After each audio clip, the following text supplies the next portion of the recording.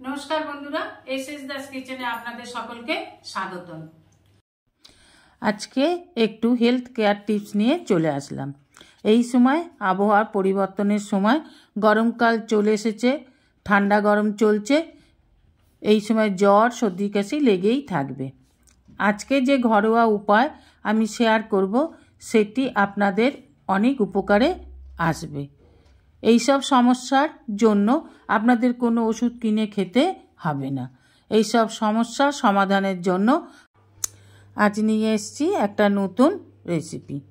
চলুন রেসিপিটা দেখে নেওয়া যাক। আশা করি আজকের এই রেসিপিটা আপনাদের অনেকেরই অনেক উপকারে আসবে। নিয়ে নিয়েছি 50 গ্রামের মতন আদা, 1 টিস্পুন গোটা জিরে, 15 থেকে 20টা গোলমরিচ আর 15 থেকে 20টা লবঙ্গ। এবার আদাটাকে গ্রেট করে নেব।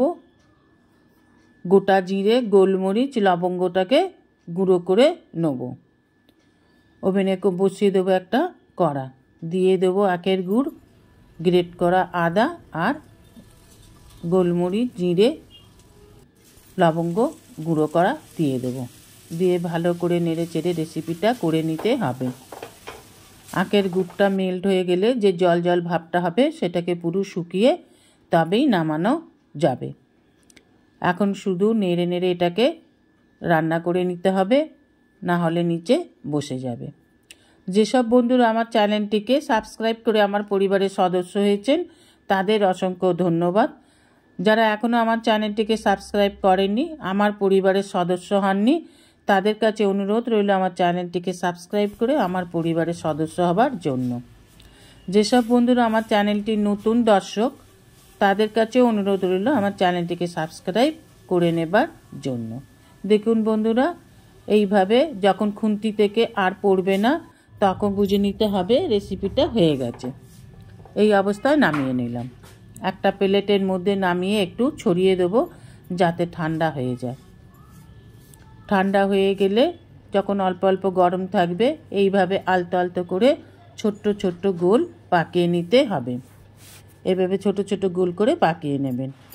প্রথমে একটু অসুবিধে হবে, হাতে জড়িয়ে যাবে। প্রথমে এইভাবে একটু গোল পাকিয়ে নেবেন, তারপর আর একটু বেশি ঠান্ডা হয়ে গেলে দু হাতের সাহায্যে পুরো গোল করে নেবেন। এইভাবে গোল করে নেব। এটা করে খেয়ে দেখবেন, যাদের খুব সর্দি কাশি হয়, একটুতেই ঠান্ডা লাগে, তাদের পক্ষে এটা খুবই উপকার।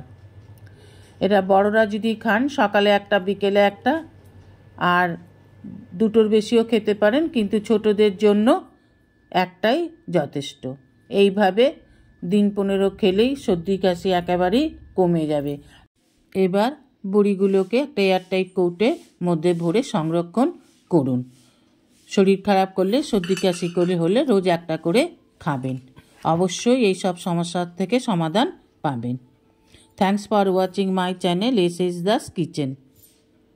ভিডিওটি ভালো লাগলে অবশ্যই একটা লাইক, কমেন্ট, সাবস্ক্রাইব করার অনুরোধ রইল। পাশে থাকা বেল আইকনটিতে ক্লিক করে দেবেন নিউ ভিডিওর আপডেট পাওয়ার জন্য। সবাই ভালো থাকবেন।